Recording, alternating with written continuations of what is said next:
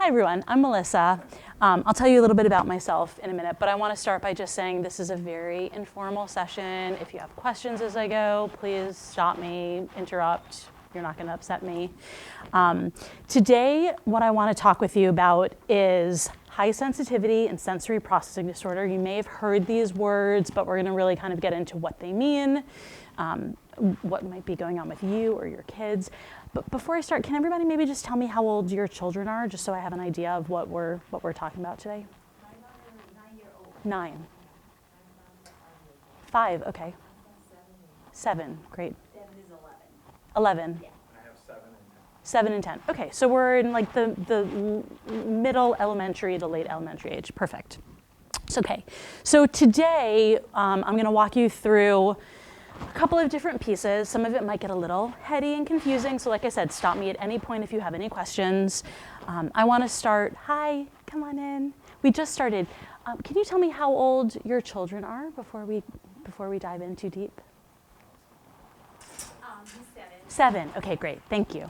My name is Melissa Schwartz. I have been in this field for about 15 years. I've written a couple of books. I am a parent coach, and I've worked with families all around the world. I speak at all sorts of professional conferences. I love speaking at schools and helping parents and educators understand what's going on inside of their children. The field of high sensitivity is fairly new. It's only really been researched for like the last maybe 30 years or so. And so I am one of the younger, newer people kind of teaching about it. But I'm really passionate because I am highly sensitive. And when I was growing up, both my parents were educators. I grew up in New York. And my mom in particular was an early childhood educator, and she worked in the school. I went to a private school. She worked in the school that I went to, and so she knew my teachers really well. And they always thought there was something wrong with me. It wasn't that I didn't perform well academically. It wasn't that I was a problem child. I was just a little different than the other kids. I was a little more intense. I was a little more emotional, maybe a little more dramatic. Might remind you of your kids. I have a memory of when I was in about 4th grade, deciding that I wanted to change how I spelled my name. I was just exploring. I thought 2 L's instead of 1, but I explored on a spelling test. And I remember my mom after school saying to me, "How do you spell your name?" And I had given her the new spelling, and she said, "Are you sure?" And I said, "Well, I decided to change how I spelled it." And she said, "Oh, okay. Maybe not on your spelling test. You know, that was the one thing that you got wrong." But I was always just a little different and kind of marched to my own drum. And so when I graduated college, I moved out to California, and I started working with my mom, who at that point had retired from her career as a teacher and was teaching classes for parents. And she would talk about raising my brother, who was very straight and narrow, full scholarship to college, onto Harvard Law School, and then raising me, who went to school for art and went to Stanford and was doing the more atypical path. I did a study abroad semester in the Himalayas. You know, I wasn't doing what most kids did. And as she would talk about me at these workshops, and I would be there kind of supporting her. This is back in the day when we had CDs. We used to sell CDs. I would be in the back of the room with her merchandise, and people would come to me and say, "Oh, you're the daughter. You sound just like my kid. Can I talk to you?" And I didn't really know why people wanted to talk to me. I didn't have a term for what was going on with me, but I knew that I could help them understand their kids because I was just like their child. And many years later, I discovered the research about high sensitivity, and it clicked. And so what I found is that actually, let me go back. What I actually found was that high sensitivity is a research trait. There is science to this. So today we're going to talk about the science. We're going to talk about what it looks like in your kids. And then we're also going to talk about sensory processing disorder, which sometimes gets confused with high sensitivity.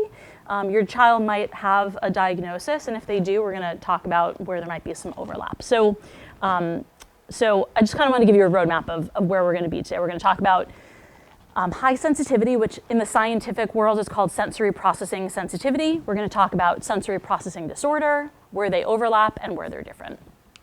So let's start by talking about sensory processing sensitivity or high sensitivity.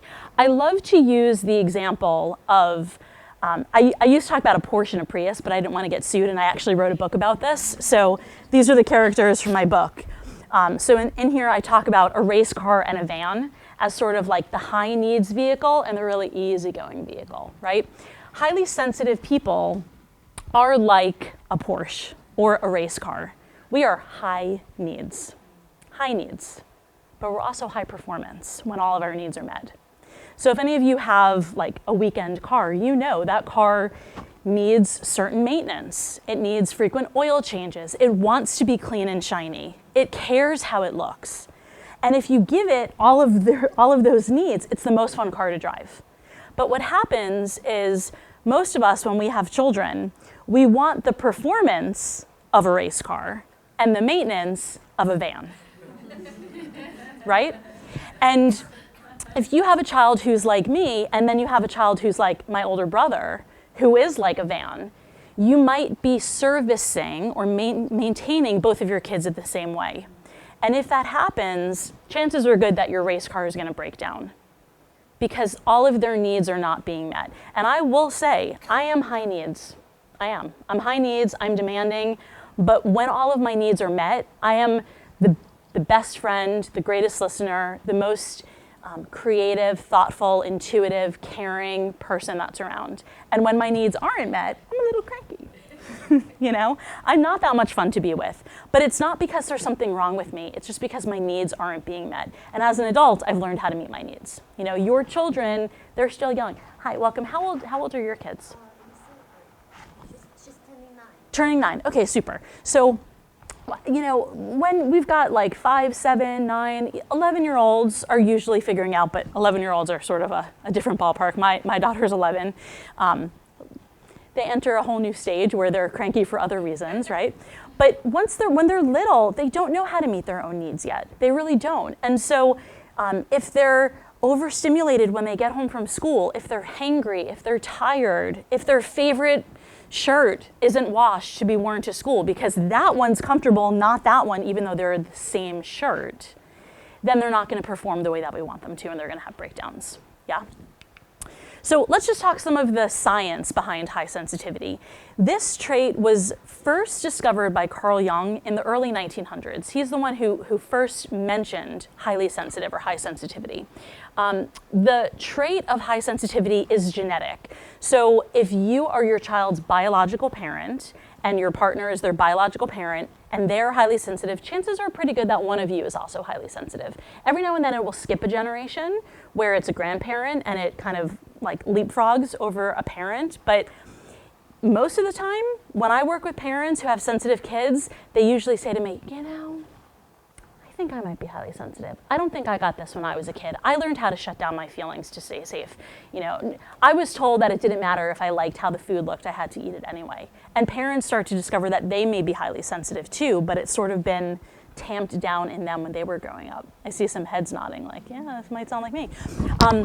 And I don't actually know the stats on adoption in America, but I can tell you about 20% of the families that I work with have adopted children. And the reason why they come to me is because when parents are not highly sensitive and they have a child who is, they don't know what's going on. They don't know, they often don't understand what's going on with this kid. When a parent is highly sensitive and they don't recognize it, intuitively they understand what their child needs, right? Because they relate to them. But when I work with adoptive parents, I often explain it to them, like if you think about the Wizard of Oz, you know when Dorothy is in Kansas and it's black and white, and then she goes to Oz and it's Technicolor, that's like being highly sensitive and not highly sensitive. If you've been to Oz, you know what it's like. But if you've never been to Oz, it's hard to understand what it's like being there. It's hard to describe it, right? So if a parent has a child and they don't understand that experience, it can be really frustrating for them. And often parents will come to me because they don't get it. They don't get what their kid needs. They don't get their experience. More often is a parent comes to me and they say, oh, I think that was my experience too. So the research on high sensitivity, the modern research, was conducted by a woman named Elaine Aron up in Northern California, actually. She did her research through Kaiser in the early 90s. She's written several really good books One is called the highly sensitive person, one is called the highly sensitive child. If you're looking for more research on this topic, those are great resources. And based on Elaine Aron's research, what we know is that it's somewhere, her original research said it was about 15 to 20% of the population. More recent research says it's more like 15 to 25% of the population. So it's 1 in 4, 1 in 5 are highly sensitive, which means, I mean, in this room, probably many of us, but in a classroom of 20 children, probably 5 of them are highly sensitive on average, 5, maybe even 6. We find the trait in equal numbers in males and females. It's not only women that are sensitive. Being sensitive doesn't mean that you're a crybaby or you're too emotional. We're going to get into what the traits look like. This is a real legitimate trait, and it's also been studied in other species of animals. We find it in the same ratio. So what it tells us is there is an evolutionary benefit to having about a fifth to a quarter of the population being more sensitive than others. Sometimes the way that I like to think about it is, let's say there was a herd of deer. Let's say there are 5 deer. They're walking through a field, and they come upon a clearing of grass. And 4 of them start eating immediately, but one of them kind of checks it out, looks around, makes sure there's no predators, maybe notices where the grass is really green, you know, is sort of on the lookout for everyone else. If everyone was like that, our society would come to a standstill. And if no one was like that, our society might sort of implode because there are no safekeepers and people who are like kind of on alert and noticing the smaller things. So what we find is that this ratio is exactly right. Things have not gone wrong by part of us being more sensitive than others. Any questions about that so far? No? Okay. So let's talk about, yes? You had a stat, 70% introverts, Oh, 30% extroverts. thank you. Yeah. So a lot of times people think that highly sensitive people are introverts, quiet, shy. It's not true. About 70% of highly sensitive people are introverts. But that doesn't mean that they are necessarily quiet. It means that they recharge and get energized from inside of themselves. Extroverts are people who get recharged from outside, from other people, from the world. About 30% of highly sensitive people are extroverts. I'm an extroverted HSP, which means that I'm very confusing to people because while I'm an extrovert, I'm also a highly sensitive person. And so I have bigger needs, more needs, right? We'll get to those in the next slide. I need more downtime. I need more time to recharge. I really need to choose the environments that I'm in. Otherwise, I can become kind of overstimulated. Thanks for pointing that out, Marcy. Sometimes I forget to follow my slides because I know the information. Do you think the highly sensitive scale, Yeah. like a scale of, well, on the other side, this side, you're going to talk a little bit? We'll talk about the spectrum. Yep. Do you have a specific question or? No, just Okay. kind of curious. Yeah. Yeah. Hi, come on in. Welcome. I let everybody know in the beginning, this is super informal, so if you have questions at any point, please stop me and jump right in, okay? So what I want to talk about now is Elaine Aron's model of high sensitivity. She kind of explains it with this acronym of DOES. And I'm going to run you through these 4 parts. If at any point there's a question, let me know. The D stands for depth of processing, which means that as sensitive people, we are deep processors. We might watch a movie and think about it for days. When we read a book, we're really impacted by the characters in the story. We might have a conversation with someone and mull it over. Like, oh, why did I say that? Or, oh, that was really enjoyable and like, I want to savor it, yeah? We might listen to music and be super moved by it. I used to live in Mission Beach, and so I saw a lot of sunsets. On like a regular basis, I would be moved to tears. Just, yeah, or you're resonating? You already knew what I was going to say. I remember one time I was sitting on the seawall and there were some kids playing and the sun setting and the seagulls flying by and the ocean crashing. And I was like crying, just tears of appreciation for being alive and getting to be witness. And this woman who was next to me looked at me and I was like, I'm good. I'm just so grateful. Like, look at this beautiful moment. That is what it is to be a sensitive person. It's not that I'm like crying all the time because life is so hard. I'm like savoring life in a way that other people don't get to experience, yeah? I want to add one more thing about this deep processing. I once had a colleague explain it. I thought it was so perfect, which is why this bathtub is up there. She also explained it like, as sensitive people, we're like a bathtub. We fill up quickly, but we drain slowly. And so we can become more easily overstimulated, which is what the O on here stands for. Overstimulation or over-arousal. If you have a child who, I'm thinking about my stepdaughter, when she was about 5, we took her to a trampoline park. We're like, she's gonna love it. Didn't love it. We got there, she like lost it right away. And I looked at my husband and I was like, oh, she's tired, it's loud, she's hungry, her clothes are annoying, all these kids, all this movement. It was too much. It was all too much. I have my own experience sometimes where if we're in the car, my husband likes to listen to NPR on the radio, and it's always staticky, you know? And the static on the radio will set me, it's like that's the straw that will break me, right? If I'm already a little, there's traffic, it's hot in here, like, I'm hungry, we're not at the restaurant yet, and then there's static on the radio. That will set me off. That's like the last drop in my bathtub, because we take in these drops all day long, but if they're not draining as quickly as they're coming in, eventually we're gonna overflow, yeah? This is also why if any of you pick your kids up from school and they yell at you in the car on the way home, or they lose it when they get home, it's not you. It's because they've been at school holding it together all day, holding it together. And then not only is it too much for them, but now they're in a safe place where they're free to kind of fall apart and unload. The E in this model stands for, I like to think about it as emotional saturation, emotional intensity. If you think about a box of crayons, you know, we can get that basic pack of crayons. What is it, like 8 or 10 crayons? Primary colors. I think about emotions in the same way. Primary emotions, happy, sad, angry, nervous, excited. But highly sensitive people have like the value pack. I should have put up a picture. You know that wooden box of art supplies that you get with like paints and markers and colored pencils? That's what we've got everything. We've got sparkles and glitter and neon. And not only do we have more vivid emotions, but we have more emotions. We have a broader range of emotions. So instead of like happy and sad, we have exhilarated and overjoyed and depressed and lamenting and heartbroken and despair. We feel things bigger and more deeply than other people. Also, the E stands for empathy. As highly sensitive people, we have a greater capacity for empathy than others. And empathy is when you can put yourself in somebody else's shoes, when you can feel why they're having the experience that they're having. I remember when my nephew, who's very sensitive, when he was like 4 or 5, he's also 11 now, I was in the car with him and we saw a homeless person at a stop sign, and he said to me, he calls me Mimi, he said, Mimi, can we take him home and give him dinner? And I thought, oh, it's a really nice thought. You can tell, even at 4, that he is hungry and he needs our help. We didn't take him home and have dinner. Which, there's a piece of me, even as a sensitive person, is like, well, why not, you know?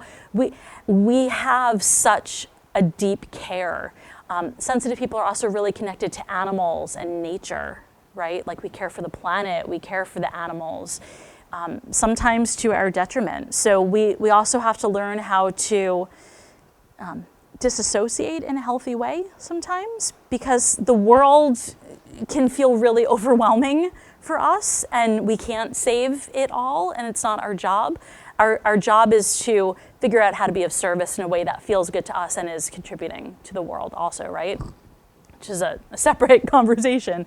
But as sensitive people, we really care, which can also lead to us having overwhelm, right? Because it's like we're taking on everybody else's stuff and thinking about it.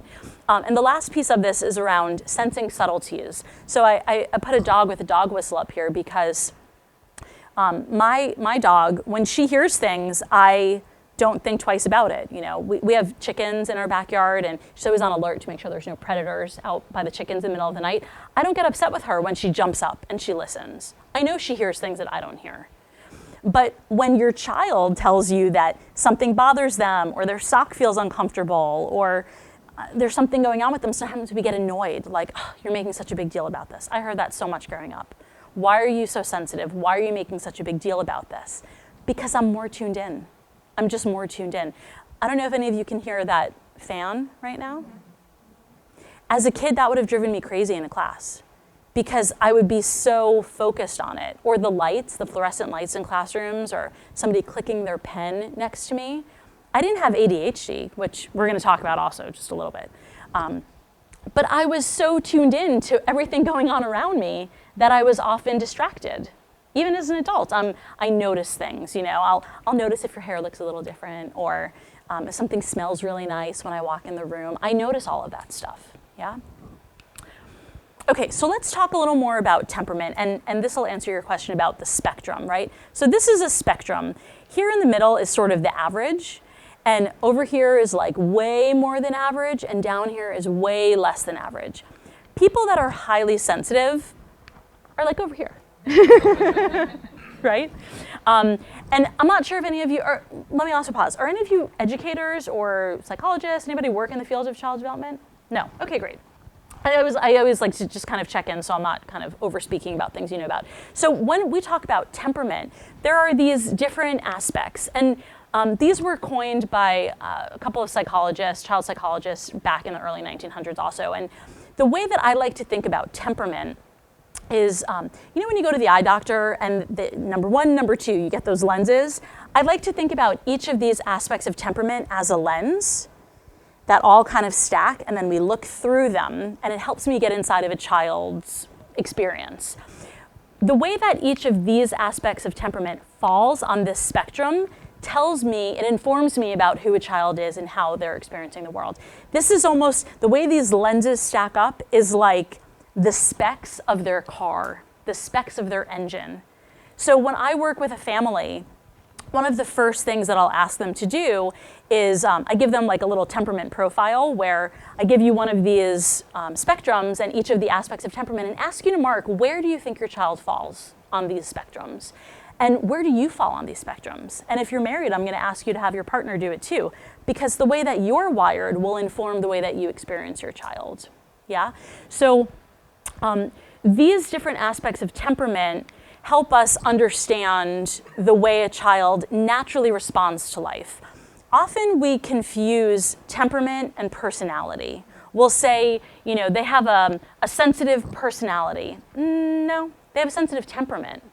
Personality develops later in life based on how we understand their temperament when they're younger. It's sort of like if you have a brand new car, you can put it in a garage. Put your brand new Porsche in a garage. It's going to stay prime, right? You give it routine maintenance, keep it in a garage, perfect in 10 years, prime. Take that same Porsche and put it where I lived in Mission Beach and park it on the street and let the sand and the salt and the sun impact it and service it every now and then. 10 years, that car's not going to do that well. Personality develops over time based on the way that we understand the temperament in a child, okay? So personality morphs as we grow up. So when we understand a child's temperament, chances are their personality is gonna be lovely and cheery and friendly and easygoing. When they aren't understood, they might be a little snappier, more bitter, sassier, less pleasant to be with. But just like with a car, it's never too late. You know, we can always impact the way that we're interacting with them, the way that we're understanding them, and help shift it. So we're going to talk about these three aspects of temperament, which are, from my perspective, really what makes up the trait of high sensitivity. So when we talk about the temperament trait of sensitivity, what we're talking about is how sensitive is a child to an environment, to an experience. Most sensitive people are, like I said, way over here on the way, way, way high end of the spectrum. Somebody who falls over here is not going to be considered highly sensitive. They're somewhere on the same spectrum, but they're not highly sensitive. They're lower in sensitivity. Some of you might fall here in the kind of the average range where you're not highly sensitive and you're not sensitive. You're just like a typical amount. Most people fall in the middle, which is how a bell curve works. But the ones of us who fall on a high end are usually a little more challenging. We're challenging as kids. We're a little more difficult as adults. We have to learn how to take care of ourselves, but we're not bad for it. It's just understanding your temperament helps take some of the guesswork out of why people behave the way they do. When we talk about intensity, what we're talking about is how intensely does somebody respond to a new situation or to an unpleasant experience. Again, highly sensitive people are super intense for the most part, way intense. Some of you might be thinking about your partner or your other kids who might be down here who are like super chill, just totally melt. That was my brother. He and I are like way opposite temperaments, which I'm sure was fun for my parents, you know. So again, there's no right or wrong, it's just where you fall. And when we talk about adaptability, we're talking about how easily do you adapt to a new situation. Some people are super adaptable. They can handle waking up in different places. Like I'm thinking about people who live in like a van or an RV or travel a lot, highly adaptable. Sensitive people, typically not very adaptable. We tend to like things to be predictable, routinized. We want to know what to expect. When it's different, we might fall apart, okay? Now, I want to say, like for me personally, I love to travel. I've been to like 40 countries, you know, I love to travel. I am fairly adaptable, not when I was a child. And what happens is when our needs are met when we're younger and we learn how to be okay with our temperament, like I was talking about personality, we grow into our temperament also and we figure out how to meet our own needs. So for example, when I travel, I'll bring like snacks with me so I know that there's something that I can eat. And I make sure I bring really comfortable clothes so I'm not like walking through Paris in heels. You know what I mean? Like you do what you need to do to make the experience work for you as a sensitive person. I want to briefly talk about ADHD here because I work with a lot of families that have an ADHD diagnosis. And very often highly sensitive people get diagnosed with ADHD. And I'm not poo-pooing it. And I want to say it's not always a diagnostic. Sometimes it's a temperament, okay? So if you have a child who is highly active, activity level is how much activity does a body need to feel comfortable being in its own body? Like for me personally, I'm like over here. I'm like I like 3 yoga classes a week and walking my dog. That's my activity level. My highly sensitive nephew is in 4 sports, and like that's not enough for him. He'll go to the parkour gym when he's not in a sport. He's like over here, highly active. He was born that way. I remember changing him at like 3 weeks old and his legs were running. I've never seen an infant move this much, and he hasn't stopped. He's 11. It's his nature. And I remember saying to my brother when he was born, he's gonna get an ADHD diagnosis. That's not what's going on for this kid, it's who he is, okay? Distractibility is how easily are we distracted from a task. If you have a kid who's highly distractible and very active, where do you think I'm going with this? Okay? Let's also throw in persistence and attention, which are temperament. This is temperament. This is how we're wired, how we're born, hardwired. If you buy a Prius, not a Prius, a Tesla that's electric, you cannot make it into a gas vehicle. It is wired to be electric, okay? Kids are wired in a certain way when they are born. Hardwiring never changes. If you have a child who is born highly active, highly distractible, low persistence, low attention, that is who they are. Medication's not gonna change it, okay? Now, I'm not putting down an ADHD diagnosis for everyone. But if this sounds like your child and the other pieces of the diagnosis aren't there, like, I'm trying to think what else comes in with it. Executive functioning, that's not hardwiring. Executive functioning is not hardwiring. There are some neurological pieces that can show up in ADHD. That's not temperament, okay? But if this is why you have a child with an ADHD diagnosis, I encourage you to take a step back and really wonder, is it legitimate? It is. I'm gonna get off my soapbox in a second. It's way overdiagnosed these days, okay? And I've been in restaurants where there's like a 2-year-old on an iPad at dinner, and I've heard the parents saying, I think he's got ADHD, he just can't focus. He's 2, he's in a restaurant, he's on an iPad. of course he can't focus, okay? We want to shift our expectations of what is appropriate. And I want to say in this book that I wrote, with my mom actually, which was really like how I broke into all of this, was when she was writing this book about 20 years ago.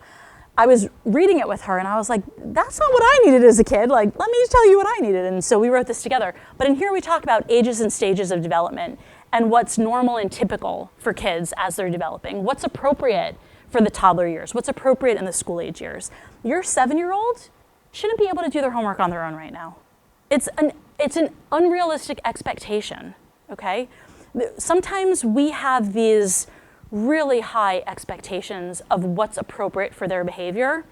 And when you look at this set of behaviors and this set of behaviors, now you can understand why we want to sort of curb some of our expectations. Yeah? Any questions about this? So you're saying temperament is what they're wired with, and ADHD is just something that develops? ADHD, legitimate ADHD, is like, it's neurological. It's happening in the brain and the way that the brain is wired. And we're going to talk more about that when we talk about the sensory piece.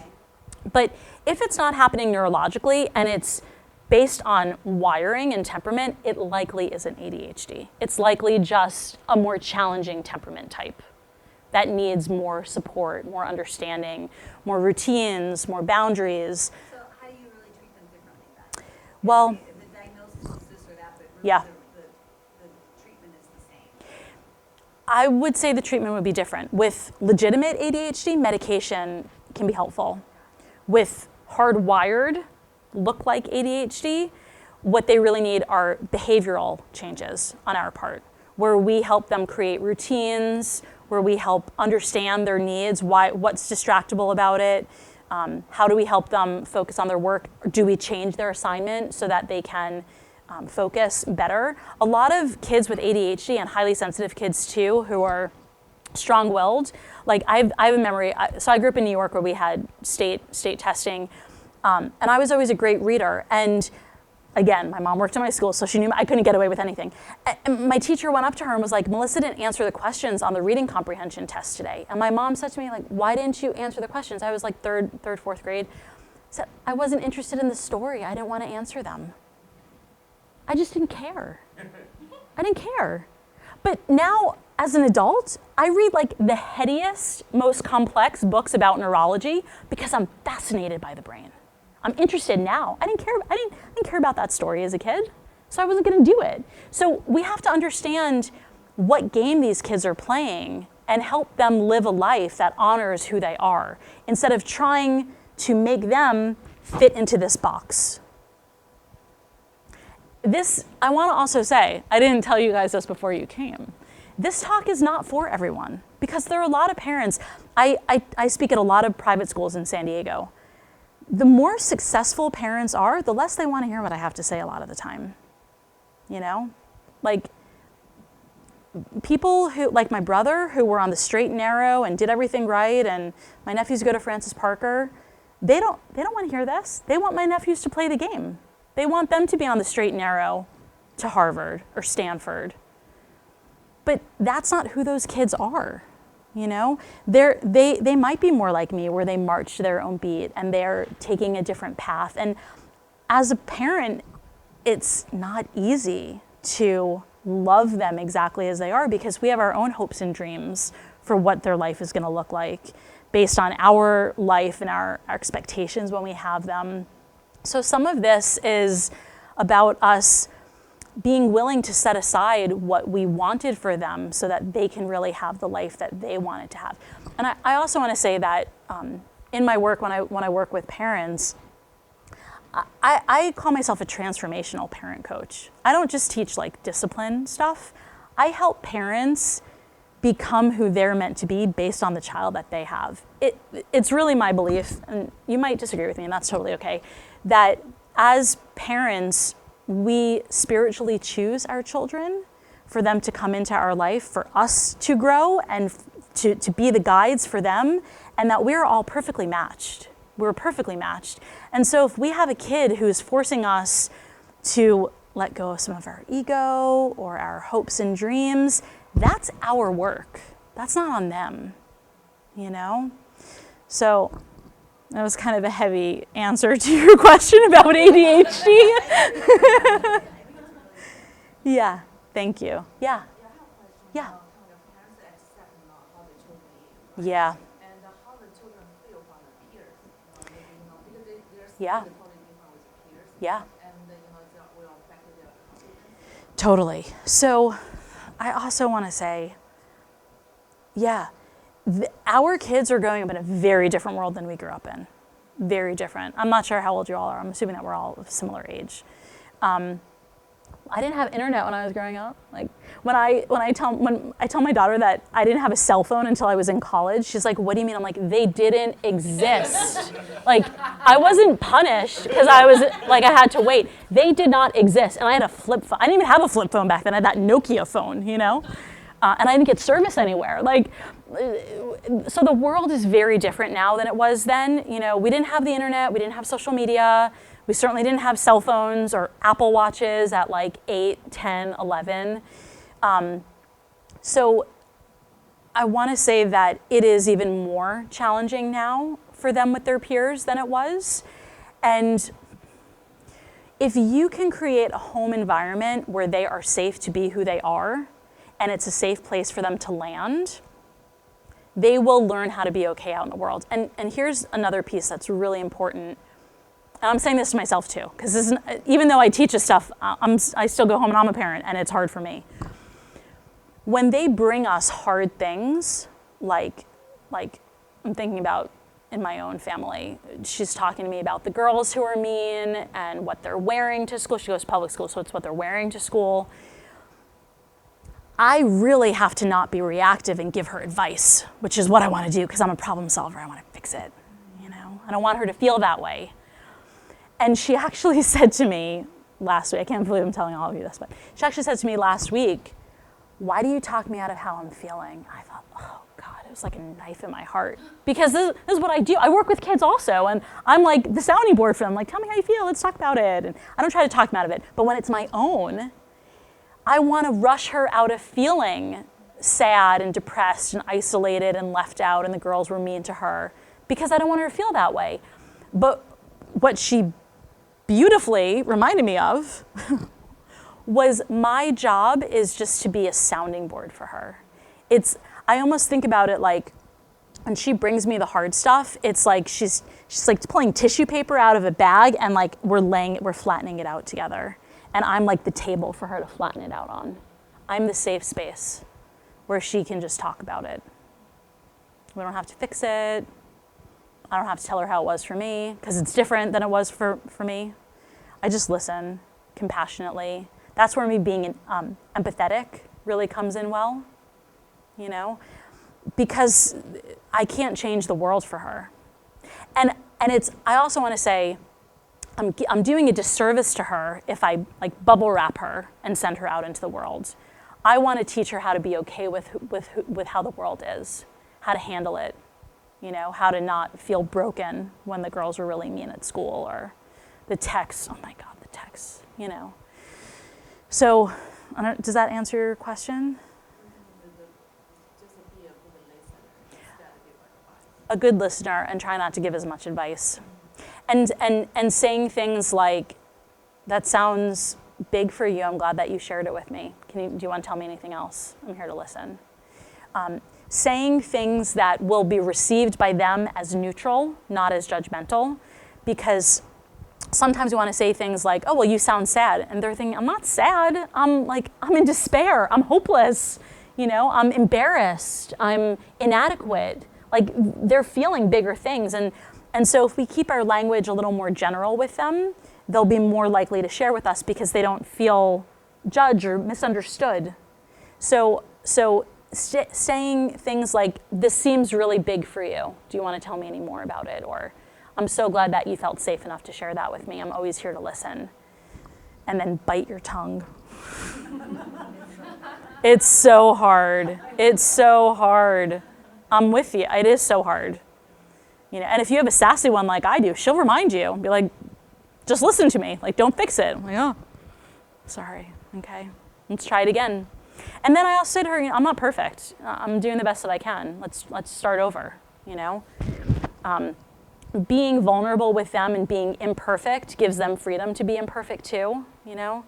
Don't hold yourself to like an impossible standard. They don't want us to be impossibly perfect. They want us to be real with them so that they can emulate us and be more like us. If we're perfect, they have no chance of being like us. Oh, we have no chance of being like us, you know what I mean? It's impossible. Yeah, other questions here? No? Okay. So I just want to talk about some behaviors in highly sensitive children in different ages and stages. That way, if you've got younger ones at home, or you can just kind of think back to when they were really little. Sensitive infants were probably colicky, sleepless, didn't want to be held by other people. They may have been really sensitive to their environment, smells. They probably hated that cold wipe on their butt. You probably had a warmer for them. They may not have liked being swaddled. They may have loved being swaddled. They liked being swaddled in that blanket, not in that blanket, right? They were really particular. They needed the lights a certain way when they were feeding. They had a hard time falling asleep. If you missed their window, it was impossible to get them to sleep. They were hard babies, let's just be honest and call it what it was, okay? In the toddler years, they probably drove you crazy, right? They didn't listen. They had huge tantrums.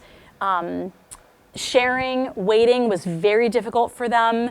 They had huge emotional outbursts, especially when they were hungry or tired. They really cared about how things were done. To this day, my mom's in her late 70s. I'm in my mid 40s. We still joke about it because if she would make me a peanut butter sandwich and the peanut butter wasn't spread evenly, I wouldn't eat it. And to this day, if she makes a sandwich for me, if I'm like at her house, and I don't even eat bread anymore, so, but you know, if she puts like peanut butter on celery, I'm like, let me do it. Just let me do it. Because it's too lumpy, it's drippy, it's that. I was always like that as a kid. She tells a story about, she made me Mickey Mouse pancakes as a child, you know, where you just do the circles in the ears, but they weren't even and I wouldn't eat them, okay? That's the toddler years with a sensitive kid. Picky, driving you up the wall, okay? One thing that's really important in the toddler years, but this is true for all of them, they need to feel healthy empowerment. They have to feel like they have control in their own life. And it doesn't mean give them the keys to the kingdom. We'll talk a little bit about like what boundaries look like in terms of healthy power. But if they don't feel it, if they're told what to do, they're gonna push back. It is not gonna work well for anybody. In the school age years, some of you might resonate with this. They are probably really bothered by people and how and why they behave the way they do. Kids at school, friends, all of that stuff. They are probably really critical of themselves and have some perfectionistic tendencies. They might not want to go to birthday parties in general, but they might have a hard time with sleepover. Some of them love it. This isn't 100% hard fast for everybody. These are just some common things that we see. They tend to get overstimulated at birthday parties. They usually prefer having one or two good friends. My two best friends in the world are my girlfriends from growing up. I've known them since I was 4. I've been friends with them 40 years, okay? I've made friends, of course, throughout my life, but those were my friends when I was growing up. I had other people that I was friendly with, but I was not gonna have a birthday party with 40 people at it. I wanted to take 2 friends and go play mini golf, right? That was what felt better to me as a sensitive person. They likely are not interested in team sports. Sensitive people tend to not like competition. They don't like the competitive nature of being on teams. They tend to do better with like martial arts or like yoga or dance, things where it's more of them like in harmony with other people rather than in competition with other people. And as I mentioned before, they probably struggle to play the game of school. They're probably really intelligent and every teacher loves them, but at home, they're driving you crazy about school. They don't want to go, they don't want to do their homework, they're complaining. They usually tend to hold it together when they're out in public and then fall apart when they get home. Okay, 2 more pieces that I want to share here that are important. There's a concept, and this is like a little intellectual in terms of high sensitivity, but there's a concept called differentiated susceptibility, which basically says that a sensitive child who grows up in an environment where their temperament is not understood and their needs aren't met will suffer beyond their non-highly sensitive counterpart. And a child who's in an environment where their temperament is understood and their needs are met will thrive beyond their non-highly sensitive counterpart, okay? It's sort of like that idea of the car in the garage or out by the beach.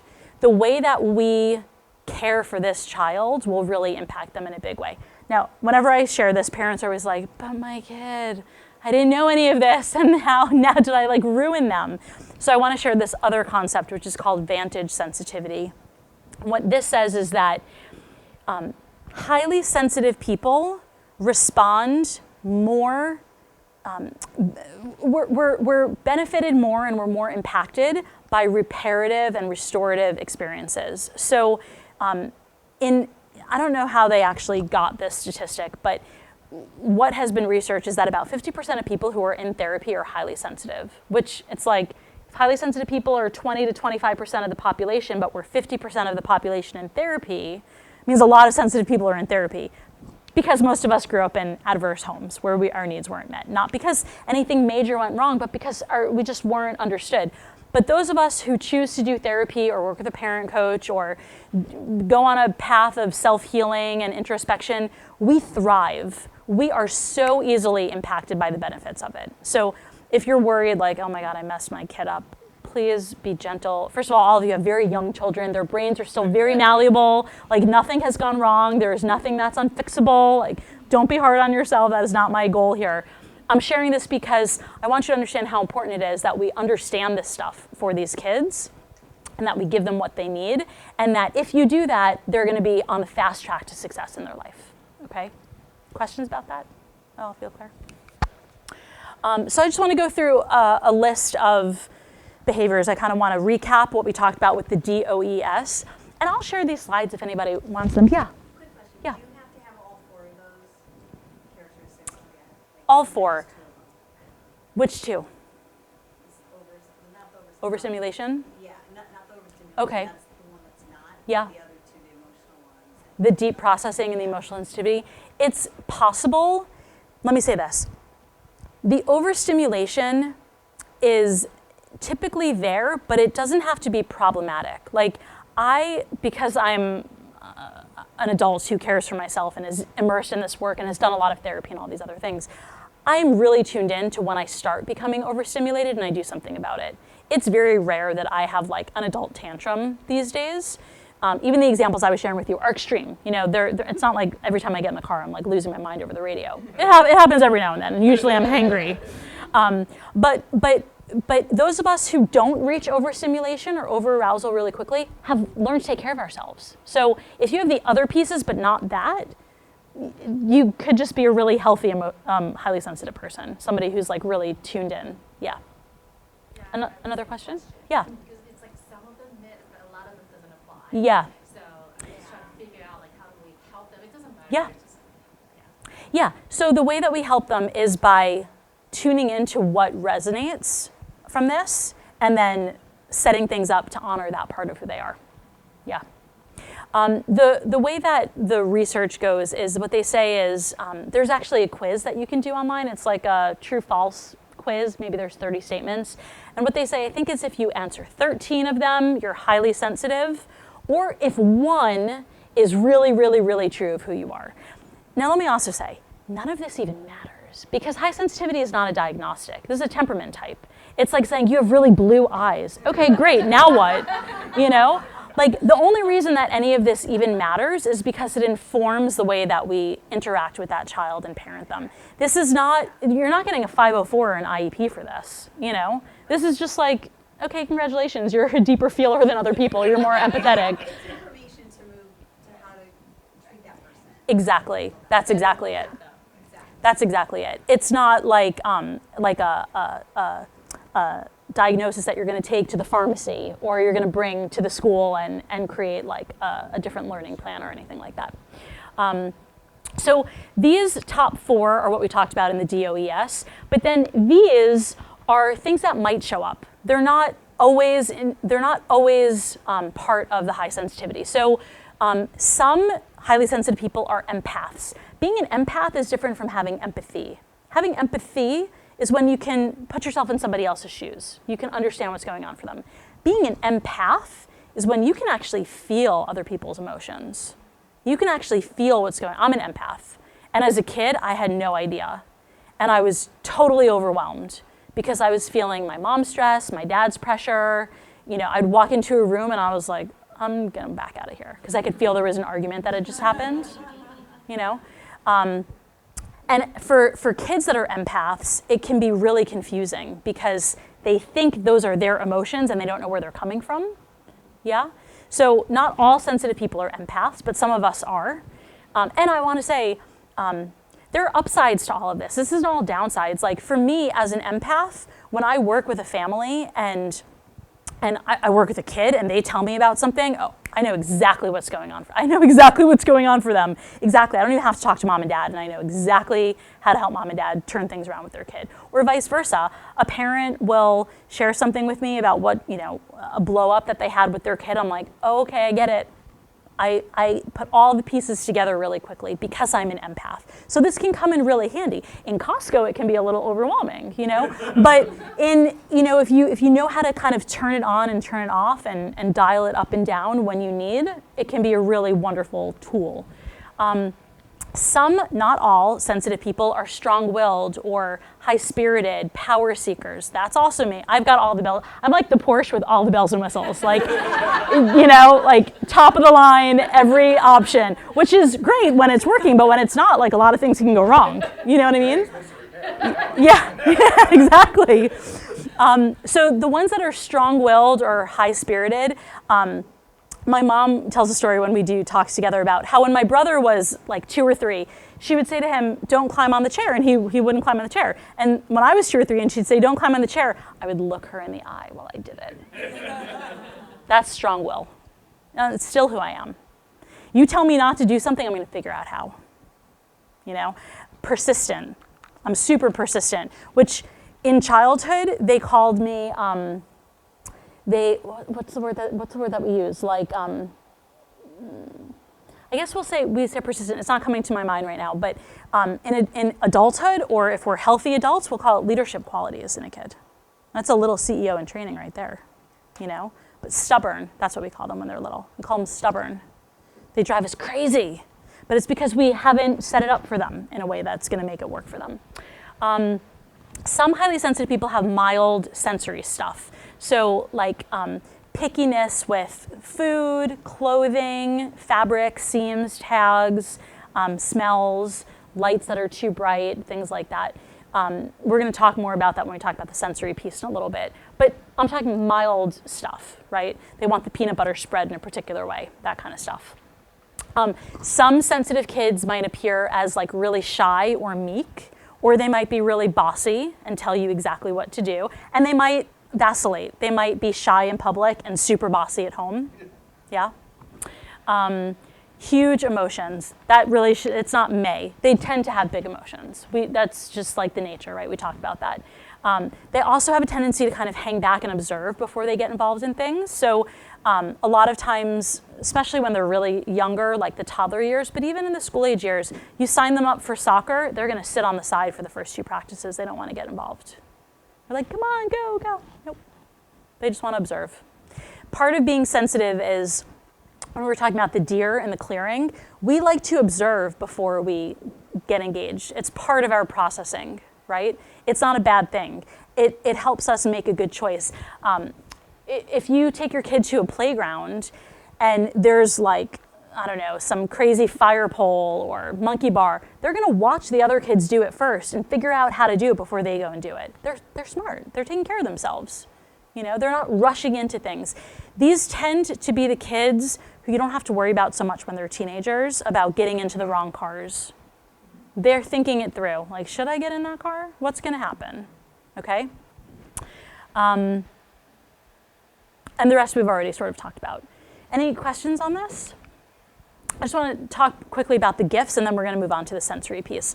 So the upsides of being highly sensitive are, these are just a handful. These are like, when I made this presentation, I just kind of threw together what came immediately. There's so many more than this. Sensitive people are super creative, compassionate, kind.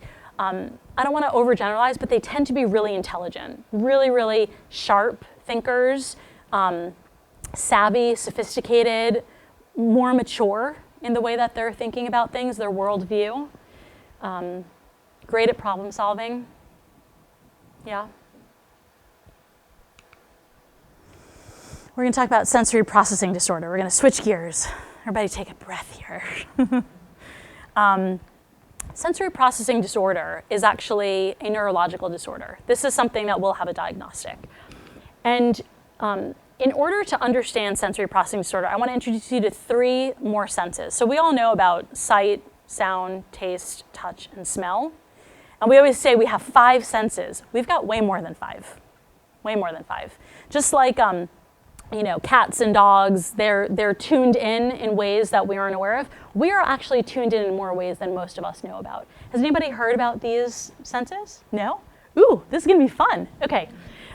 So our vestibular sense has to do with how balanced we feel in our body. Anybody get car sick, seasick, motion sickness? You're on the high end of sensitivity of your vestibular system. Me too. I'm in it with you. When I was a little girl, the merry-go-round that we went to had a bench with swans on it, and I used to sit on the swan bench. And they thought it was so cute. It's because I had sensory processing disorder, and going up and down on the horse while I went around was too much motion for my body. So I intuitively knew that sitting on the bench would make the merry-go-round doable for me. As a little kid, I knew. The adults didn't know. I grew up in the 80s. Nobody talked about sensory processing disorder. This was not a known thing. The kids that are on the opposite end of the spectrum of the vestibular system can't stop moving. Do you have any kids that you know, friends of your children, kids in their class who are like just constantly in motion? They're the way other end of the vestibular system. It's way understimulated, so they need a lot of activity to feel balanced, okay? Proprioception has to do with how much force we're using. We actually have, in all of our joints in our body, we have what are called proprioceptive receptors that take information and send it to our brain. When kids start crawling and they have this bilateral coordination, that's their body learning where it is in motion. I didn't crawl as a baby. I went from rolling over and scooting to walking. They thought I was brilliant. I have sensory processing disorder. They didn't recognize that that was an indication that there was something going on in my body and brain where the connections weren't online in the way that they should have been. So when you do this is not because you're sober, this is because you have proprioception. When you can reach and grab an object, it's because your brain is connecting to where your body is in space, okay? If you have a kid who's super clumsy, who goes to set an item down and they miss the counter often, they probably have some proprioceptive imbalance going on. Proprioception also has to do with how much force we use. So if you go to close a door, like to a car or a door to a room, and you say to your child, can you shut the door, and they're always slamming it, but they don't realize they're slamming it, they probably have a proprioceptive imbalance. Or if they go to close it and it never closes, it's like not enough force, not enough pressure, the other sort of imbalance. If you have a child who can't be gentle when they go to pet the cat or the baby, it's not because they're doing it on purpose. They have a proprioceptive imbalance, okay? Proprioception is the way that we interact with the space around us. Interesting sense, right? Who even knew that we had this? And then interoception, this one's also really fascinating. Interoception is actually how I came to learn about sensory processing disorder. I was working with a family about 10, 12 years ago. They had a 4-year-old who was highly sensitive and was struggling to potty train. Now, I was a nanny in my early years right after I graduated college. I've coached thousands of families around the world. I know how to potty train kids. This kid, I could not help them potty train. He was about 5 or 6 at the time and pooping his pants. And mom came to me because dad was putting him into a cold shower every time he had an accident. And mom didn't think that that was the right approach and wanted some help. I didn't think it was the right approach either, personally. And as we were working on what was going on with this kid, I was talking to a girlfriend who happens to be a pediatric occupational therapist. Anybody ever have a kid that went to OT? Yeah? So occupational therapists work with kids that have sensory issues. I didn't know what she did, actually. Like, we'd been friends for years, and you have friends, they're in finance, you don't know what they actually do, Like, okay, that's your field, I don't know. So she was an OT, I didn't know what it was. And we were chatting, and she was saying, how's work? And I was like, it's good, but I'm working with this family, I don't know what's going on with this kid. And she said to me, Melissa, ask the parents if he's ever hungry or thirsty. Ask them if he ever has a messy face, like spaghetti sauce on his face. Ask them if he ever says he's hot or cold, like all these questions. And I asked them, never asks for food or drink, is always a messy face, rarely recognizes when he's tired or has a fever or he's cold until he's like, he's the kid who gets out of the pool, and you're like, are you cold? No, I'm fine. It's like, okay. His interoception was off. He couldn't feel his body rhythms. Interoception is our inner body awareness. When you're hungry or thirsty, or you have to use the bathroom, or even when you have an itch, that's not your touch sense. Touch is, this feels bumpy, this feels rough, this feels smooth. That's touch. Interoception is our inner body awareness. And when I was working with this boy and I learned about interoception, my whole world opened up. And I dove headfirst into learning about sensory because I also saw myself in him. As I told you, I have sensory processing disorder. I have it. So what's the big deal? It's not a big deal. So I wear yoga. I work from home most of the time. I wear yoga clothes on my Zoom calls. My proprioception has developed over time. My vestibular sense, sometimes I have to take a Dramamine when I fly. I've also learned how to use like meditation and mindfulness, which has really helped with my vestibular system. So there are all sorts of ways that we can help them. So anyway, interoception has to do with your inner body awareness. So kids that are really low on the spectrum don't recognize hunger, thirst, tiredness, temperature. Kids that are way high on the spectrum, which was me also, this is maybe an overshare, like constantly, or like I have to go pee, like the littlest bit of feeling a sensation, a little bit of hunger, you're hungry. A little bit of thirst, you're thirsty. Yeah? So sensory processing disorder really relates to our 8 senses, okay? Our 5 primary ones, and then these 3 that we just talked about. This chart, you don't really have to understand it. We're not gonna get too deep into all of it. There are 3 subtypes of sensory processing disorder. I'm gonna start in the end. Sensory discrimination disorder really is about when that particular sensory system has a hard time interpreting the sense experience. So for example, if you have a gustatory sensory discrimination disorder, you have a hard time tasting foods. You have a hard time determining what the flavor is. If you have a child who has that, they might put like crayons in their mouth. These are kids who are putting like non-food objects in their mouth. Okay, that's not high sensitivity. This is very clearly sensory processing disorder. And the treatment for it is generally occupational therapy, which is play-based therapy, and it's usually covered by insurance. So you actually want an SPD diagnosis if your kid has any of this, okay? Sensory-based motor disorders speak more to the musculature of a body. These kids, they'll sit in like a W pose on the ground, or they almost look a little like floppy in their body. Do you know what I'm talking about? Like they look real string beanie and thin, and they have a hard time sitting upright. They're always leaning on things. It's like their muscle system didn't develop properly. And these are all under this umbrella of SPD, but from my perspective, these do not commonly show up with high sensitivity. I'm sharing them with you just so that you have a complete picture of what sensory processing disorder is. The place where there's overlap with high sensitivity is here in the modulation. Modulation is like how much we're allowing in, right? Kids that are what's called sensory over-responsive usually look like high sensitivity. When we're over responsive, the lights are too bright, the sound is too loud, the food is too spicy, the clothing is too itchy on my body, I have to go to the bathroom constantly, I'm always thirsty, I always need a snack. That's usually where we find the overlap with high sensitivity. Are you with me? This is like kind of really heady stuff and making it remedial just so that way it lands.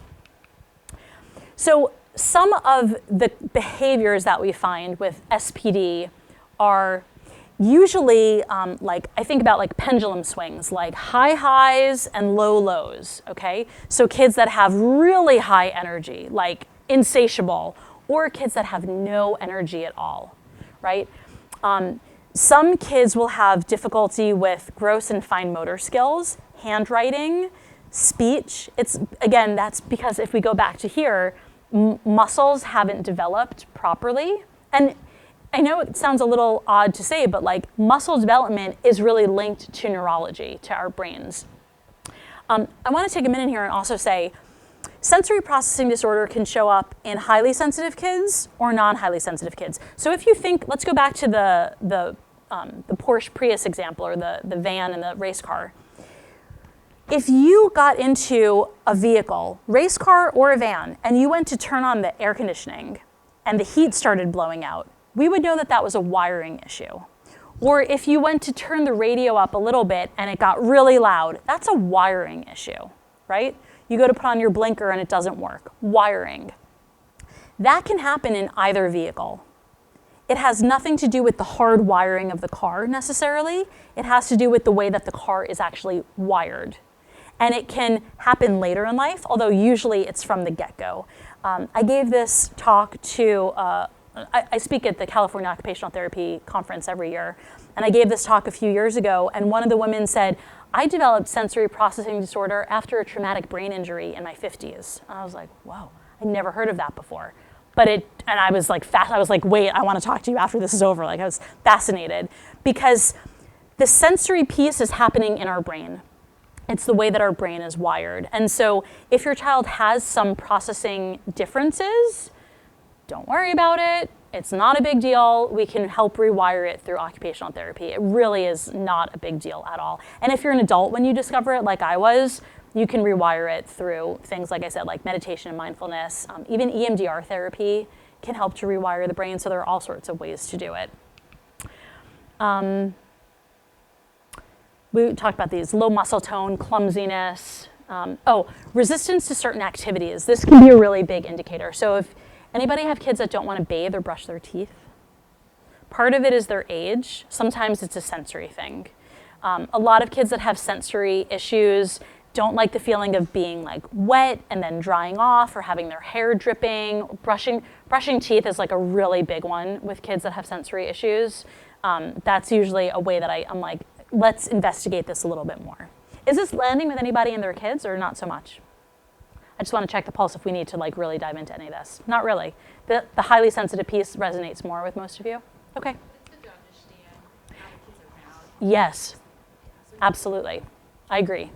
I want to say these are the behaviors that can be confusing, that don't necessarily, these behaviors indicate sensory processing disorder. These do not speak to me. When I see these behaviors in kids, I don't think high sensitivity. I think they need an OT referral. That's the way that my brain works. But when I see these behaviors, I wonder, okay? So when kids have an aversion to messy play or being wet or sandy or dirty, that could be sensitivity or it could be sensory. It could go either way.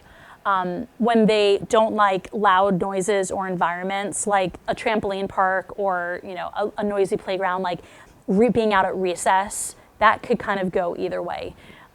When they have breakdowns and tantrums because they're overstimulated, that could go either way. Being a picky eater, sensory stuff with clothing, tags, all of that. I want to say that all of these kids, whether they're highly sensitive, they have sensory processing disorder, or neither, benefit from clear boundaries and consistent routines. That's like the most important piece to being proactive with any child, really. And that's sort of like a separate talk, but a lot of what I help parents do is put that stuff into place for who this child is, okay? You might have two, 3 kids. They might all need different routines and have different boundaries based, again, on their kind of their wiring and their temperament. So we talked a little bit about the overlap. This is a different graphic. To me, this one is easier to read. And here in the middle, this SPSD is a term that I coined, which stands for sensory processing sensitivity divergence, because the high sensitivity is called sensory processing sensitivity, and we've also over here got sensory processing disorder. This in the middle is when kids have both. And those are the kids who can be a little more challenging to meet their needs, because sometimes the stuff gets muddied and we're not sure where it's coming from. Is it behavioral based? Is it neurologically based? Yeah. Okay, I want to also share with you, so I've written these 2 books. Here's my website and my email if anybody wants to get in touch with me. Any questions? I know that we covered a lot of information, but we didn't talk so much about behavioral stuff, putting things into play. I want to just give everybody an opportunity to ask any follow-up questions that you might have that we didn't get to discuss already. You mentioned that a highly sensitive child could be shy in the public and bossy at home. What's the reason behind that? Shy in public and bossy at home? Because when kids feel safe, they usually are free to be their full self. But when they're uncomfortable in a new environment, they tend to hold back a little bit. Like some of you might actually have a question but not want to ask because you feel a little uncomfortable with other people around. So they tend to be a little smaller when they're out in the world, especially if they think they're being judged or watched. But when they get home, it's off, all the guardrails are off and they can really be their authentic self. Okay, so in this case, what should parents do? Are we kind of exploiting her too much? You mean the reason that she's shy is because she's being overexposed? I mean, she's bossy at home. Is that you said because she feels safe at home? Yeah. So do you think that as parents we should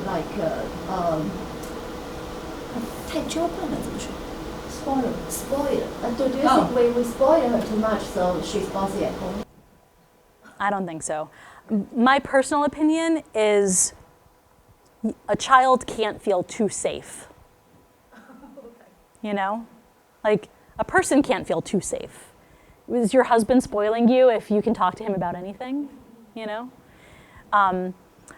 And if she's really bossy and she's pushing the boundaries, how old did you say she is? 7?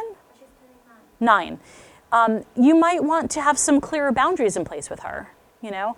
Around 9, a lot of parents say to me they're talking back, or they're using language that I don't like, or they're being disrespectful. And so my suggestion, if that's what's going on, would be to look for a neutral time with her, like on a weekend or at dinner, and say to her, there's something I've been wanting to talk to you about. Let me back up. Your energy has to be soft. You don't come at her bossy and aggressive, okay? So with soft, loving energy, with the attitude of this is an opportunity for her to learn, I would say to her, I've been thinking about something. I notice sometimes you want some water and you say to me, get me water. And I want to tell you something. It doesn't feel great when you say that. And because I'm your mom and I love you, I get it. And I also want to make sure that when you have other relationships that you say, may I please have some water instead of that. So do you think we could work on that? So I would lay the foundation. And then the next time she says, get me water. And I'm using this as an example because this is one that I hear all the time, right? I would then turn to her in that moment and say, oh, you wanted me to please get you some water? Of course. So you don't reprimand her when she doesn't get it right. You keep reminding her. You remind her a few times. She'll start to get it. When they're bossy or nasty to us and we say, don't you talk to me that way, and we get reactive, they're like, ooh, it's working. Then they feel even more empowered. That's unhealthy power. We want to give them healthy power. Healthy power is, so I always like to say, I like to think about like a picture frame as the boundary. And this is what you and your husband agree on, what we think is appropriate, what our morals and values, the two of you decide.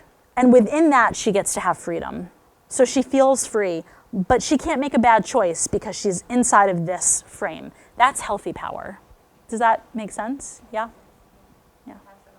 Yeah, my pleasure. Anyone else? Yeah. May I ask, what's the reason cause children have OCD? Is it wired or just, environment cause that issue? It could be neurological, it could be wiring. Some kids that have OCD are highly sensitive who haven't felt in control and go way off the deep end and look for control and get really neurotic. High sensitivity can sometimes turn into different diagnostics. So sometimes kids will have an anxiety disorder. Later in life, it could turn into like a bipolar disorder or borderline personality if they really, really, really struggled and never got help. But OCD could develop from this if they don't feel like they have autonomy in their life, or if they're also just so overwhelmed by their emotions that they sort of like disconnect from their emotions and turn to other behaviors that they have control over. But usually it's more of like a psychological root. That answer your question? More neurological, yeah. How to judge for kids has OCD or not? Is any? Yeah. OCD is not really my expertise, but if you resonate with what I was talking about with the sensitivity and there's OCD, let's talk more after, because maybe there are roots in the sensitivity that, like I was saying, if they grow in this direction, they're gonna struggle a lot. But if it's rooted in sensitivity, we might be able to move them in this other direction just by meeting their needs. Does that make sense? Yeah. Yeah. I think I have two highly emotional children, but tick different boxes. They're not, so it's like one likes sports, the other one doesn't like sports, so they're not all the same. So you've resonated with me on like, oh, okay. And in myself, like I reflecting back on being a kid and who my personality is. But with that said, what are like 2 or 3 parenting or pieces of advice, like if you had emotional, like you would tell a parent, here's a couple of tricks or tools that they may find helpful in dealing or important for their children. Yeah. The first one is that I want to say we are not born emotionally intelligent. We are born with emotions, but we are not born understanding them, recognizing when we have them, or having the language to express them, or how to regulate ourselves when we feel them. And a lot of parents that I work with, especially sensitive parents, say to me things like, well, I tell my kid I'm fine because I don't want them to be upset. There's one mom who I worked with, I adore, for many years, and when her daughter was about 3 or 4, mom was in the kitchen, and she was annoyed with her husband because he was supposed to have done the dishes and emptied the dishwasher so she could make dinner. And when she went into the kitchen, the sink was full, the dishwasher hadn't been emptied, she was starving, and she was pissed. You know, we've all been there with our partner where they didn't do it for whatever reason, maybe he just forgot. And she's in the kitchen, ugh. And her little 3-year-old came in and said, Mommy, you happy? And she said, I am happy. And when Mom told me the story, I said to her, why did you lie to your daughter? She said, well, what do you mean? I said, why did you tell her you were happy when you were frustrated and overwhelmed? She said, well, I didn't want her to, she's too young. I'm like, she's not too young. It's perfect age, perfect age. Say to her, I'm not happy. I'm so frustrated. I'm so hungry. And to make dinner, I have to first do the dishes and empty the dishwasher and and all I want to do is be able to make dinner and I can't do it. I feel so frustrated. I think I want to cry. Show her. Model it. I said to this mom, I say to you too, often what we do as parents is we want to protect our kids from feelings. We only want them to be happy. Good luck. They're human. We are all meant, we looked at the crayon box. There's a reason for all of those colors. There are times where it's appropriate to feel heartbroken or inadequate. You know, if I'm sure most of the kids that go here are really intelligent. If one of them gets the lowest grade on their exam in their class, they're going to come home feeling inadequate. And they're not wrong. So what do? You help them through it. You show them what to do. It's so disappointing to get the lowest grade. And the teacher even said it in the class. Oh my God, you must have been so embarrassed. What can we do with that? We want to help them move through their feelings. But when we don't model it as adults for them, they don't learn how to do it. They learn to stuff it, to compartmentalize it. I didn't say this, but I want to say, sensitive people make great addicts and alcoholics. Perfect. We're excellent at it. We're great shoppers. We're great doom scrollers. We can be, especially when we're successful, we can easily become alcoholic and drink wine every night and convince ourselves it's because it's a good bottle, not because we're numbing our emotions, you know? Because when we don't grow up with a parent who models for us what to do with our feelings, we don't learn what to do with them. And we've got a lot of feelings and they're complex. So the most important thing, I think, as a sensitive person and as a parent to sensitive kids that you can do is model your emotions. And here's the way that I like to do it. I teach what's called an emotions Mad Lib. Remember Mad Libs? Yeah? So I feel blank because blank, so I'm going to blank. I feel frustrated because there's dishes in the sink and I'm so hungry and want to make dinner. So I'm going to have a little snack and calm myself down, and then I'm going to get to it. I feel totally overwhelmed because I just brought the mail in and there are bills. Our property taxes went up and I wasn't expecting it. You can guess what happened for me yesterday. And so I'm going to go take the dog for a walk while I breathe and calm down. And then I'm going to come home and look at the bank accounts and see where we can move money around to make this happen. Tell your kids what's going on. Don't hide it from them. Don't hide it from them. Because when we hide it from them, they learn to hide their feelings from us and from themselves. They never learn what to do with them. And it's my belief that the most important thing for a sensitive person to do is to learn how to regulate their emotions. And that's how you do it, is by recognizing it when you feel it. And I didn't mention this, but interoception, that inner body rhythm, has to do with our emotions too. You know, do you notice that when you're angry, you feel like fire in your chest, or when you're nervous, you feel it in your stomach? That's interoception. And the part of our brain where interoception happens and emotional processing happens, same part of the brain. So they're closely linked. It's interesting you say that, because I look back at my parenting me, and one thing I thought was unique when I realized compared to my friends is they were really good at that. Like, I was included in conversations in politics when I was 5 years old, or my grandpa being sick, or like nothing was off the table. Yep. And I find myself wanting to do the same thing with my kids and my wife being like, and that's an interesting, not that one's bad or good, but that's.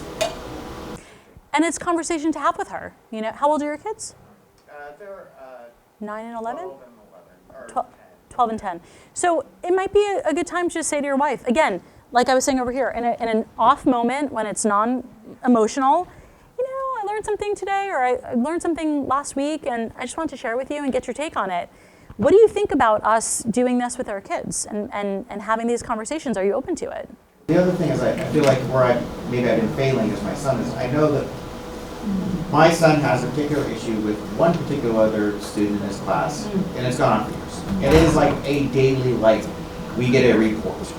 And it's been like, tell me something positive, I don't want to hear about this other kid. Like, just, and I realize that he really, listening to you today, I realize that he needs to unload, that's part of his unpacking of the day, and I need to just sit there and let him do that. And it's also, and this is your 10-year-old or 12-year-old? The 10-year-old. It's also okay to say to your 10-year-old, it sounds like this was really big for you. And I want to tell you something. When I hear you talk about James, it makes my nervous system feel all out of whack, because I'm your dad and I want to protect you, and it's really hard for me to hear it. So I'm going to tell you what, I can listen for about 5 minutes. And after 5 minutes, I'm going to encourage you to maybe write about it in your journal, or go dribble a basketball and get your upset out, or draw about it, or put on some music and dance it out. You know him better than me. I'm just offering a couple suggestions. Because my nervous system gets overwhelmed when I listen to too much of it. So I would love to hear it for about 5 minutes. that I'm going to, and then I'll let you know when it's too much. Some days I can go about 7 minutes. Some days it's maybe 3 minutes. But I'm going to let you know when I've had too much, because at that point it's not good for me to listen to it anymore. That's healthy modeling. That's teaching him boundaries. That's teaching him how much to take from other people. It's teaching him to tune into his emotional regulation. And when he's had enough, to say, I don't think I want to be part of this anymore. It's been lovely. I've had enough. Thank you. Yeah. Yeah. Yes. Also, my son is 7 years old, so it's like interesting for me to see. It's like, he rejected to set up the play date with his peers, but it's fun, like a lot of fun playing with some older boy, like 2 years older than him, and he's okay to playing some boys like younger than him. And then he's totally fine now, speaking some like strangers and adults, tell his whole story, like speaking some anything, Boy Scouts, just his peers. It's kind of like he only picks some maybe some friends. He's totally fine play by himself, but he just like play someone he's feel very comfortable with. Just that's why I feel like they are like feels like it's like wise older than him, he can play fun. Younger than him is okay. The adults is fun with teachers, everyone like love him, feel he's so sweet. For his peers, that's part of their like a conflict. Yeah. Not super uncommon, actually. Sensitive people tend to like older people because they're usually more mature. Not mature, it's like sophisticated. Like they have they sometimes have an old soul, and so they usually like older ones. But then they like the younger ones because they can caretake. So it's actually not all that uncommon. Some of my very good friends are in their 60s and 70s. I'm in my 40s, But I want to say that sensitive kids are atypical in the way that they develop. So unless something is like troubling, concerning, it might not really be problematic for them. If you said to me, he's only playing violent video games, I'd say, okay. But he likes older kids and younger kids, not that uncommon for somebody who's highly sensitive. Yeah. It might shift as he gets older, but a lot of times it's 7. Like 7-year-olds are still kind of immature and, silly, and especially boys. And so he just might not enjoy playing with them in that way. Yeah. Could be. It's possible. You might take them, like if you did a play date with a friend from school, you might say to him, where do you want to go with this friend? What would be fun for you to do with them? And see if he can come up with some ideas. Also for for this kind of high sensitivity, the children is like what kind of like education environment good for them, like public school, private school, small class size. Yeah.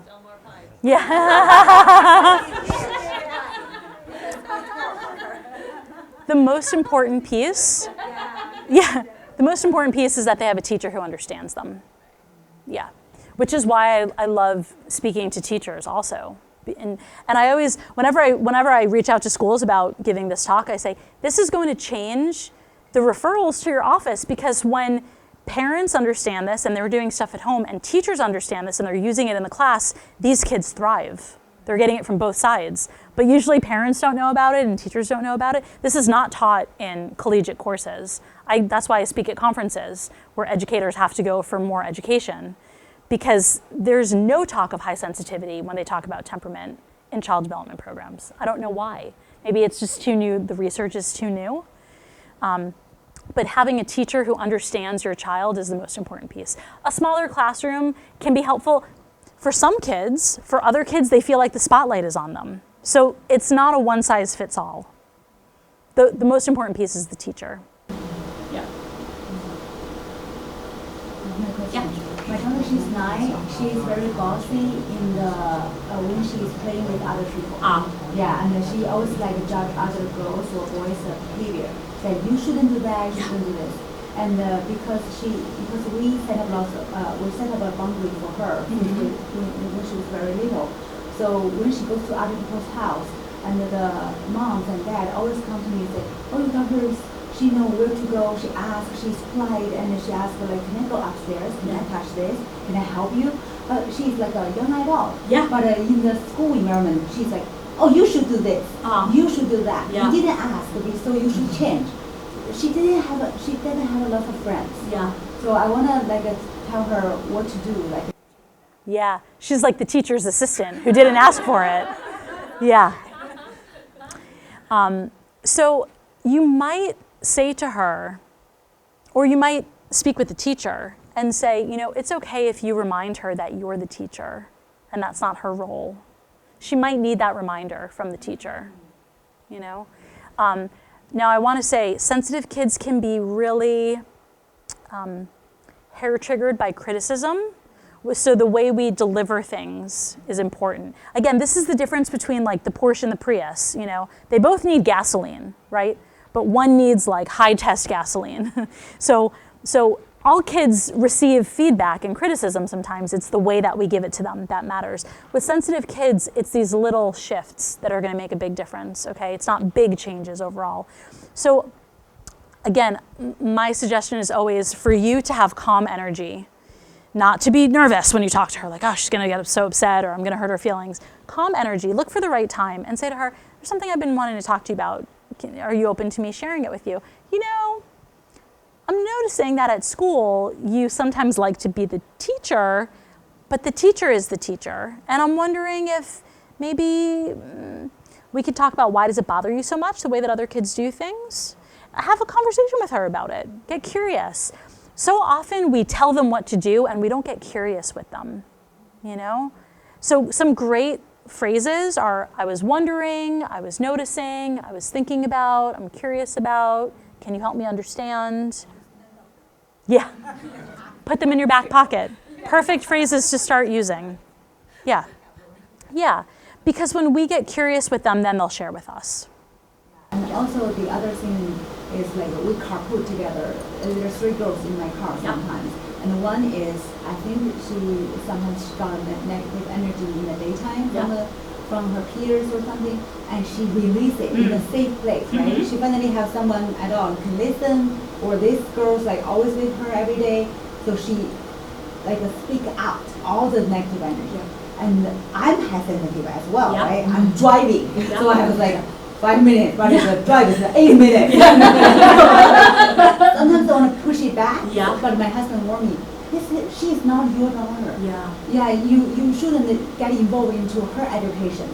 But sometimes I just want to push it back. I was like, oh, can you, I didn't say, can you stop? I was like, that's you can leave it at your house, right? And you can talk to your mom about that. But she... Maybe she can't talk to her mom. You might be a safer person for her.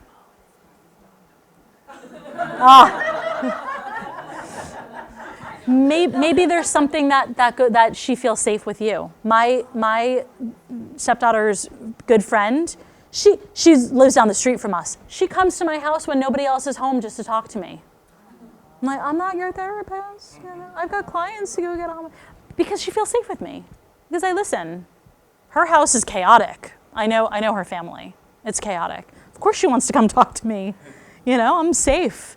But one thing that you could do if your goal is more about your sanity than about how to help this girl, I would suggest something like, so today in the car, you get to pick the song that we listen to. Let her look on the phone and pick the song. That'll distract her. Yeah, divert her attention. Yeah. Thank you. Yeah, that's better. Yeah. Or would it be to talk to the girl's mom and just say, she's kind of in lows, I'm just worried about her, or this might be something to talk about?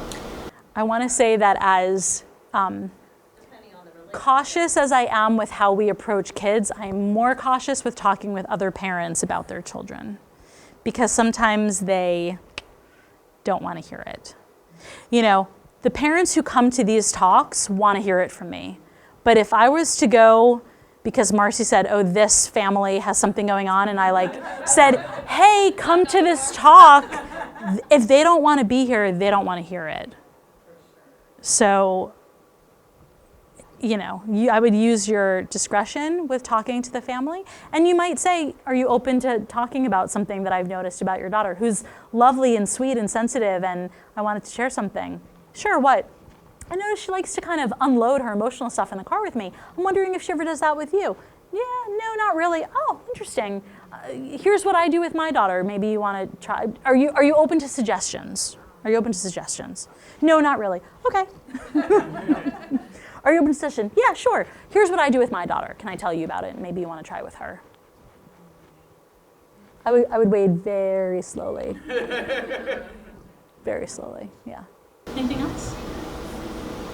So for the calm energy, Yeah. sometimes it's hard for me to practice that. Do you have any recommendation, like for parents to do to increase our calm energy? Yeah. Meditation. Yeah, meditation. Meditation can be helpful. Sometimes go give yourself a little pep talk in the mirror. I want to say, as a sensitive person, one of my tools that I use, less so now, but more so when I was sort of like figuring all of this stuff out for myself, is saying, excuse me, I have to use the restroom, I'll be right back. Go to the bathroom, splash some cold water, run your wrists under cold water. That's really good to calm your nervous system. And look in the mirror and say, I can do this. I can do this. Why am I so freaked out right now? What's going on for me? Like, give yourself a pep talk. A few deep breaths, yeah. Breathing brings our nervous system back on. There's a reason why we tell kids to take a deep breath. We don't do it, but we tell them to do it, right? That's another thing, put in your back pocket. Don't tell them to take a deep breath, you take the deep breath. That's part of the modeling, the emotional regulation. Yeah, how many of you took a breath? I did, right? Because it's not that we're telling you to do it, it's that when it happens, then you follow the cue. Yeah. But it takes time. And that's why I was saying before, I'm a transformational parent coach because parents need this because you didn't grow up with it. How are you going to give it to them if you didn't grow up with it? Most of us didn't grow up with it. And I'm not saying that I love my parents. My parents are amazing. I wouldn't trade them in for anything. They did a lot of stuff that I needed I didn't get when I was a kid. And they still did their best, And it was exactly right because it put me on the path to do the work that I'm doing. If I had grown up with a perfect childhood, it doesn't exist, impossible, I wouldn't do the work that I do. I do this work because I felt misunderstood as a kid and because I learned about who I am and because I want to help other families have an easier time. If I didn't have that childhood, I wouldn't do this work. So you and your kids are in the perfect position for them to help you grow into be who you really want to be. If it's hard for you to have calm energy, it's just because your child is helping you grow into being able to have calm energy. It's a practice. Yeah. I have one more question. Like some parents complain to me when they want to hear the stories from the school or from their kids' peers or what's happening in the daytime, and how they let the kids open their mouths and tell you all the stories. It's very hard. Yeah. So the question is about like how let the child open their heart. Yeah. Yeah.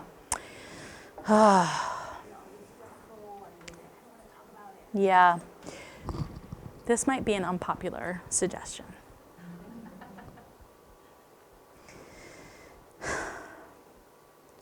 When kids don't want to open up to their parents, there's a reason. And probably they've had some experiences with their parents where their parents weren't safe to open up. And maybe they felt judged or shamed by us, which of course we do because we have our ego wrapped up in them and they're not doing what we want them to do. So my suggestion would be take that child on a date. It's funny, I'm holding a Starbucks. I never go to Starbucks. Like 3 times a year, maybe. But this morning I felt like a warm tea. So if I have to talk to my daughter about something, I take her to Starbucks. She loves it. And I'm like, we don't go there because we could make a car payment if we went there every day, So every now and then I'll say to her, do you want to go to Starbucks and have a date? She's like, okay. And she gets a frappa whatever, and we sit down, and I might say to her, I need to apologize to you for something. I lost my shit in the car last week, and I'm really sorry. because it happens every now and then. She says something that triggers me and I lose it because I'm human, even though I do this work. That's why I say there is no perfect childhood. You can't be a perfect parent. You show up and you do your best. That's perfect, okay? And when you mess up and you know that you did something wrong, you apologize to them. And you say, I'm really sorry. Last week I told you, she said to me, why are you always talking me out of my feelings? That stung. Like, but I don't do that. I'm like, oh, I guess I do that with you. I had to apologize to her and be really humbled. And it made her feel safer to talk to me about things. So if they're not opening up and they don't feel safe, my suggestion is do something sweet with them and own it. And say, I gotta tell you something. I don't know that I've been the safest person for you to talk to. And it breaks my heart because who else should be safe in this world for you than your mom? So I want to apologize and acknowledge it. Is there anything else that you want me to hear? I'm open to hearing it. You can tell me if there's something else that you need from me. And be ready for them. They're going to give it to you, you know? But if they didn't feel safe, they wouldn't give it to you, you know? When they talk back, it's because they feel safe. This is the last thing I'll say, and then I will wrap because I know we probably have to go. I had a girlfriend call me. Her son's in college now, so this had to be like 10 years ago. She called me hysterical. I thought he was in the hospital, hysterical. And I was like, what's wrong? She goes, he said, I'm the meanest mom alive. And I was like, that's the crisis. Yes! And I said, he feels safe with you. A kid who doesn't feel safe would never say those mean things because they would be worried about being abandoned or punished. The meaner they are, the safer they feel. Okay? There are a lot of paradoxes in parenting. That's one of them. Yeah. Thanks, everyone. Yeah, my pleasure.